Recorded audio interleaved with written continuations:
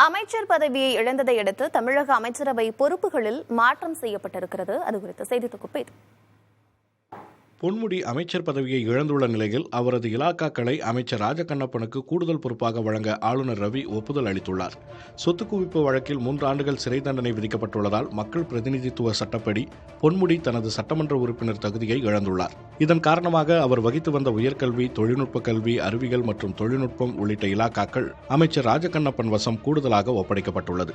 ராஜகண்ணப்பன் தற்போது பிற்படுத்தப்பட்டோர் மற்றும் சிறுபான்மையினர் நலத்துறை அமைச்சர் பொறுப்பை வகித்து வருகிறார். இது தொடர்பாக முதலமைச்சர் மு.க. ஸ்டாலின் கடிதம் எழுதியிருந்த நிலையில் முதலமைச்சரின் பரிந்துரைக்கு ஆளுநர் RN ரவி ஒப்புதல் அளித்துள்ளார். இதேபோல் ராஜகண்ணப்பனின் வசம் இருந்த காதி மற்றும் கிராம தொழில்கள் வாரியத்துறையை கைத்தறி மற்றும் ஜவுளித்துறை அமைச்சர் காந்தியிடம் ஒப்படைக்கும் பரிந்துரைக்கும் ஆளுநர் ரவி ஒப்புதல் அளித்துள்ளார். பொன்முடியின் தகுதி நீக்கத்தை அடுத்து அவர் போட்டியிட்டு வெற்றி பெற்ற திருக்கோவிலூர் தொகுதி காலியானதாக அறிவிக்கப்படும். அதனைத் தொடர்ந்து 6 மாதத்திற்குள் அத்தொகுதிக்கு இடைத்தேர்தல் நடத்தப்படும். தற்போதுள்ள சூழலில் வரும் நாடாளுமன்ற தேர்தலோடு திருக்கோவிலூர் சட்டமன்ற தொகுதிக்கும் தேர்தல் நடத்தப்படும் என எதிர்பார்க்கப்படுகிறது.